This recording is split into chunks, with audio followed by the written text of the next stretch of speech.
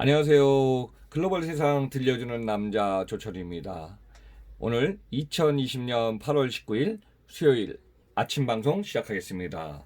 오늘 강남 도심에도 거의 이제 6시 전인데요. 아직까지 캄캄합니다. 이제 6시가 지나면은 강남 도심에 날이 밝을 걸로 보고 있습니다. 자, 오늘은 4가지 키워드를 가져왔습니다. 자, 첫 번째, 세계 공장 중국의 무역량이 감소한다.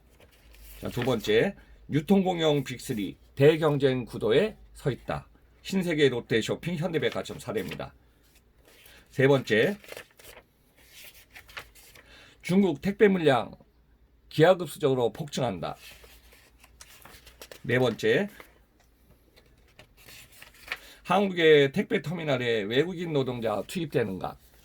자, 우선 네 번째 키워드를 갖고 왔으니까요. 자, 첫 번째 시작하겠습니다. 자, 세계 공장 중국의 무역량이 감소하고 있습니다. 자, 중국은요, 2001년 WTO 가입하면서 세계 공장으로 주목받기 시작합니다.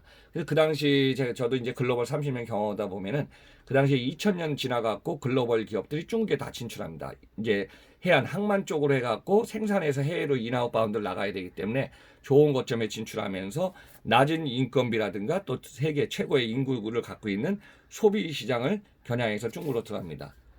근데 이제 글로벌 2008년대 글로벌 금리가 오니까 중국을 한번 휘청했죠. 그 안에 이제 올림픽도 있었고 또 박람회도 있지 않았습니까? 2010년. 그래서 중국은 이제 많은 거액의 경기 부양책을 해갖고 1년 안에 경기가 빨리 회복됐습니다. 근데 이제 그 이후에 문제는 뭐냐면은 최근에 2, 3년 동안에 미국하고의 미중 무역 전쟁이 지금 심하게 있다 보니까 중국의 수출 시장이 어려운 상황으로 지금 정체 또는 침몰 상태로 지금 진행 중에 있는 것으로 데이터가 보입니다. 자, 전 세계 수출 규모를 보면요. 그 중에 4분의 1이 중국이 차지합니다. 그래서 이제 25%의 수출량을 차지하는데 그 중에 3%가 줄어갖고 지금 중국의 수출 물량이 22%로 지금 줄어들었다 이런 상황이고요. 데이터를 보니까 전화기 54, 컴퓨터 45, 가전 42, 가구 34, 의류 28%의 세계 수출 시장의 비중을 차지하고 있습니다. 근데 이제 태블릿 시장도 컴퓨터를 포함해갖고 4%가 줄었고요. 소비재에 이어서 산업재까지 감소하고 있는 추세입니다. 그래서 이제 미국이 지속적으로 제재를 하고 압박을 하고 있기 때문에 중국 입장에서는 미국의 이 압박에 대해서 어느 정도 이거 버티고 지금 이제 회복해야 되냐 이게 지금 참 중요할 걸로 보입니다. 기본적으로 화웨이를 갖다가 제재했죠. 2, 3년 동안에. 그리고 최근 들어와서 이제 SNS에서 10억 인구를 차지하고 있는 틱톡으로 지금 계속 지금 제재가 진행 중에 있습니다. 그래서 중국 입장에서 보면은 전 세계 수출 1위는 미국입니다. 아마 5천억 이상 수출을 하고요. 수입이 2,500억 전후니까 한 2,500억에서 3,000억을 갖다 영업이익을 챙겼거든요. 경상수지 흑자를 챙겼거든요. 2위는 유럽연합입니다. 그래서 전 세계에서 이렇게 가장 큰 나라 두 나라가 미국도 줄고 있고 또 유럽연합 EU도 27개국이지만은 결국 올해 코로나로 오고 나서 2월 달에 유럽연합이 확산 속도가 가장 빠르지 않았습니까? 그래서 이 상황이 계속 진행되다 보니까 중국의 수출 물량은 대외적으로 많이 지금 줄어들고 있는 상태입니다. 최근에 이제 미중 간 외교 마찰로 인해서 휴스턴 주재 중국 총영사가 폐쇄됐기 때문에 지금 총영사가 지금 중국에 귀국했다는 얘기도 있고요. 지금 미중 간 무역 전쟁으로 인해서 상황이 어려워졌고 또 하나는 코로나19에 의해서 공급망 체인이 지금 지연이나 단절되었기 때문에 전 세계에 있는 국가들이 중국에 있던 제조 거점을 이전하기 시작했습니다. 그래서 주로 어디냐면은 베트남으로 이전하든가 인도 아니면 인도네시아로 이전하고 또 일부 기업들은 자국의 봉기를 회복하는 리쇼링으로 지금 자국에 회귀하고 있는 상태입니다. 제가 이 중국하고 이제 미국의 미중 무역 마찰을 과거에 제가 이제 한국하고 일본을 30년 활동하면서 보니까 1980년대에 전 세계에서 보호주의를 하는 일본이 있었습니다. 그래서 이제 1985년에 프라자 합의하고 나서요. 89년에 미일 구조 협의를 하고 91년에 지금 그 전에 엔고를 급상승시켜 갖고 진행하다 보니까 일본 같은 경우는 이제 91년에 큰 버블 경제가 무너지기 시작하면서 잃어버린 10년, 잃어버린 20년 해갖고 2000년대까지 미일 무역 마찰로 인해서 일본도 20년 후에 참 어려운 경제 상황을 진행하고 있습니다. 그래서 일본하고 똑같은 상황이라고 볼 수는 없지만은 비슷한 상황으로 좀 가고 있는 것 같습니다. 그래서 이제 경제 되고 미국하고의 중국의 무역 전쟁이 언제까지 지속될지 이거는 이제 두 나라의 신규 교류가 될 걸로 보고 있습니다. 자, 두 번째 유통공룡 빅3 신세계, 롯데, 쇼핑, 현대백화점 얘기를 해보겠습니다. 자, 최근 데이터 한번 정리해봤습니다. 신세계는 8월 18일 시가총액이 2조 675억 원, 매출은 2019년 6조 3,942억, 올해 2020년은 5조 72억 원을 예상하고 있습니다. 롯데쇼핑은요, 시가총액이 2조 2,292억 원이고요. 2019년 매출 17조 6,220억 원에 20년 올해는 16조 7,042억 원에 1.71% 영업이익을 예상하고 있습니다. 현대백화점 시총을 보니까 1조 4,018억 원에 2019년 매출 2조 1,989억 원에 2020년 2조 2,794억 원을 차지하고 있습니다. 올해 상반기에 나온 백화점 상위 매출 점포를 보니까요.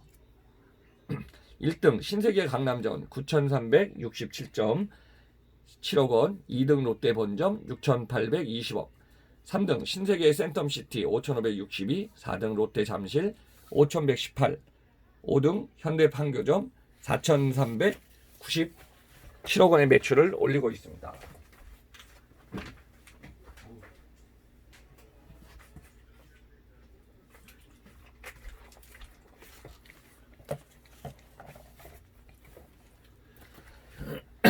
그러니까 이 상태가 지속되다 보니까요. 이제 오프라인 매장은 제가 이제 수년 전부터 점포가 줄든가 경쟁력을 강화해야 된다고 말씀드렸는데요. 지금 코로나19의 여파로서 이제 비대면 쇼핑이 강세를 보이다 보니까 기업들은 상품 경쟁력을 키워야 됩니다. 포인트입니다. 다양한 상품을 어소트먼트 해야 되고, 두 번째 전쟁은 배달 서비스를 강화하는 배송 전쟁입니다. 라스트 마일이죠. 그리고 그래서 빠르고 안전하고 확실하게 배송을 해줘야 되고요. 그래서 이제 온라인 시장을 선점해서 차별화 경쟁이 빅3에서 지금 진행되고 있습니다.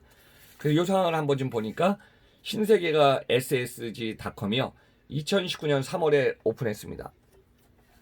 11만 종 이상의 매장 상품을 비교 구매 가능하게 만들어갖고 오전에 주문하면 오후에 배송한다.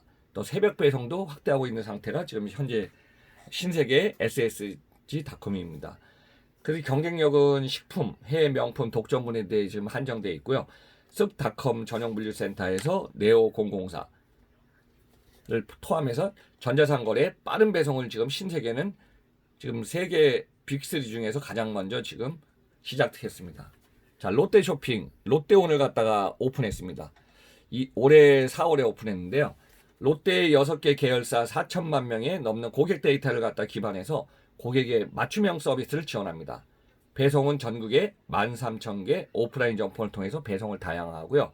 그 다음에 경쟁력은 개인 맞춤형 추천 서비스와 적시 배송을 진행하면서 기타 면세점이나 재고 명품의 판매를 좀 강화하는 게 롯데의 강점입니다. 자, 세 번째, 현대백화점하고 현대식품 간의 투홈을 가지고 있는 것은 올해 7월 달에 오픈했습니다. 자, 현대백화점의 식품 간의 신선식품, F&B 유명 맛집이나 백화점 전문 식당가의 식품을 총 망라하고요. 배송은 새벽 배송, 또 서울시 수도권 지역으로 서서히 지금 확대하고 있고요. 경쟁력을 강하게 해서 프리미엄 신선식품, 다른 온라인몰에서 찾을 수 없는 즉석 조리식품을 배달한다 하게 이게 주요 경쟁력의 포인트입니다.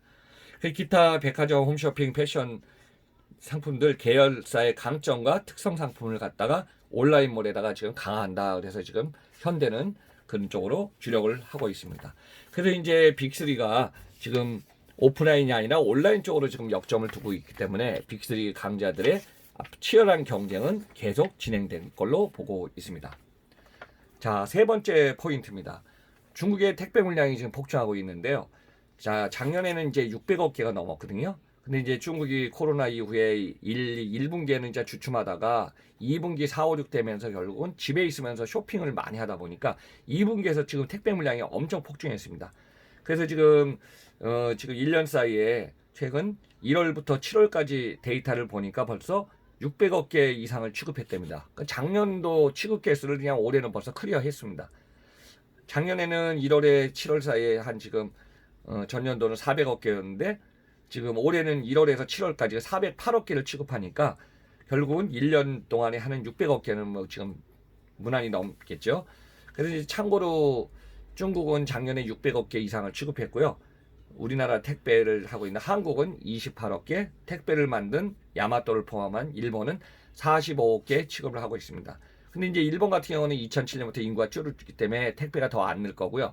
우리나라도 5년, 10년 안에 인구가 줄니까 28억 개, 뭐 30억 개 하더라도 어느 정도 되면은 고점에서 이제 더 이상 안 늘 걸로 보고 있습니다. 근데 이제 중국 같은 경우는 지금 기하급수로 늘기 때문에 이 상태는 계속 당분간은 10년 이상은 지속될 걸로 제가 보고 있습니다. 이제 상배 전국에 이제 택배를 움직이는 기사들이요. 중국은 이제 꽈이디샤오거 그래갖고 300만 명 이상의 택배 기사가 있고요. 그다음 올해 이제 여러분들 한 11월 되면은 또 광군절 있지 않습니까? 그래서 이제 싱글데이 광군절에 보면은 이때 택배 물량은 더 폭증할 걸로 지금 예상하고 있습니다. 자, 중국의 주요 택배 회사들 한번 좀 시가총액을 갖고 왔습니다. 자, 1등 순펑 작년도 이제 2020년 6월 말에 지금 시가총액인데요. 순펑은 42조 원, 자, 중동 36조 원, 윈다 12조 원, 위엔동 8조 7,400원, 그 다음에 썬통 4조 4,600억 원, 바이스 2조 2,750억 원입니다. 그래서 이제 중국의 택배는 이제 광저우부터 많이 시작해갖고 이제 진출했는데요. 지금 중국 시장에 보면은 택배 물량은 기하급수죠. 전자상거래도 지금 급증하기 때문에 이 시장에 이 인력들은 계속 지금 커질 걸로 보고 있습니다. 그래서 이제 여기서 단독적으로 순펑의 규모가 커질 상태를 알 수 있습니다. 자, 네 번째 포인트 갖고 왔습니다. 자, 택배 터미널에 외국인 노동자가 투입되는가 이런 얘기가 있습니다. 자, 제가 이제 항상 그전에 시간에 말씀드렸지만 택배는 기본적으로 세 가지가 있습니다. 본사 조직, 자, 그다음 물량이 모이는 지점, 물량이 모여갖고 허브 거점을 가지고 있는 택배 터미널이 세 군데로 움직이는데요. 여기에는 차량이 이동해야 됩니다. 그래서 이제 지점에 와서 우리 고객들한테 갖다 주는 거를 우리 이제 영업소장, 배송기사가 움직이는 거를 우리 1톤 탑차라고 그러고요. 그 다음에 지점에서 모여서 허브 터미널로 이동할 때는 11톤 차량이 이동합니다. 그래서 큰 차죠. 그래서 이제 전기 노선을 띄워야 되는데 보통 11톤 차량에는 최근에 이제 상품이 소형화가 됐지만은 그 안에도 이형 상품이라든가 중량물, 쌀, 김치들이 다 들어가거든요. 그러면은 평균 한 1200개에서 많게는 1500개 지금 11톤 차에 상품이 들어갑니다. 그러면은 지점에서 택배 터미널로 가면은 저녁 시간에 가서 또 분류해 갖고 입고해서 출고 나오면요. 그걸 이제 일단은 11톤 차에서는 터미널로 넣으려면요. 컨베이어를 굴려 갖고 3인 1조로 이제 저기 화물을 자꾸 빼내야 되거든요. 이 작업이 여름 같은 경우는요. 그냥 작업자들이 보면 그냥 땀에 온몸이 다 젖거든요. 근데 기존에는 이걸 다 어떻게 했냐면은 다 정규직이 아니다 보니까 인력 파급 회사, 인력 소싱 회사로부터 정기적으로 계약한 그다음에 물량의 파동에 따라서 인력을 수급받았거든요. 근데 이제 그 중에서 가장 힘든 게 뭐냐면 상하차입니다. 택배 차량에서 이제 물건을 넣었다 뺐다 할 때요. 근데 이 인력이 너무 힘들다 보니까 최근에 이런 얘기가 있었습니다. 그러니까 정부 입장에서 지금 택배 업자들이 계속 요청을 하기 때문에 외국 인력 허용 업종의 확대를 추진 중에 있어 갖고 택배 터미널에 상하차 힘든 작업을 갖다가 뭐 예를 들어 내년부터 외국 인력 허용 업종을 좀 확대 추진하는 게 어떤가 이게 지금 계속 진행 중에 있습니다. 아직 확정은 아닙니다. 그래서 이제 택배 업계가 인력 수급의 어려움을 이유로 외국 노동자 활용을 좀 지속적으로 요구하는 상태입니다. 자, 현재 상태는 어떻게 됐냐 제가 한번 좀 정리해 봤습니다. 제조업 같은 경우는 내국인 고용보험 피보험자가 301명 이상인 사업장에 있어서는 외국 인력을 최대 40명까지 채용하게 되어 있습니다. 서비스업은 내국인이 21명 이상인 경우에 외국인 10명까지 채용 가능하게 되어 있습니다. 이런 상황이 되다 보니까 택배 같은 경우는 뭐 상하차 인력이 보통 수백 명씩 되기 때문에 10명 인원은 아니기 때문에 이거는 또 어떤 가이드라인이 나올지 한번 좀 주목이 되는 상태로 보고 있습니다. 자, 여러분들 지난주에 우리나라 택배가 생긴 지 28년 만에 평일에 택배 노동자의 날, 쉬는 날이 결정돼서 하루 쉬었죠. 근데 이제 앞으로 정기적으로 내년부터는 8월 14일을 택배 노동자 쉬는 날로 지금 결정하려고 지금 진행 중에 있습니다. 이게 확정되면은 이제 내년부터는 무조건 8월 14일 날 택배 노동자가 쉬는 날로 요일에 상관없이 결정될 걸로 보고 있습니다. 그래서 지금 급변하는 글로벌 환경 속에서 우리는 국내 시장을 보면서요.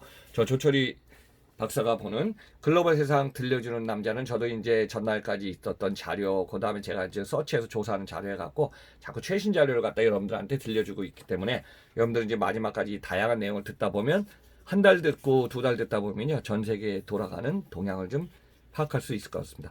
제가 이제 글로벌 30년을 활동하면서 유통, 물류, 전자상거래, 글로벌 투자, 금융까지 다 경험해보고 진행 중에 있으니까 여러분들한테는 그 중에 필요한 내용을 갖다가 선정해갖고 매일 들려주고 있습니다.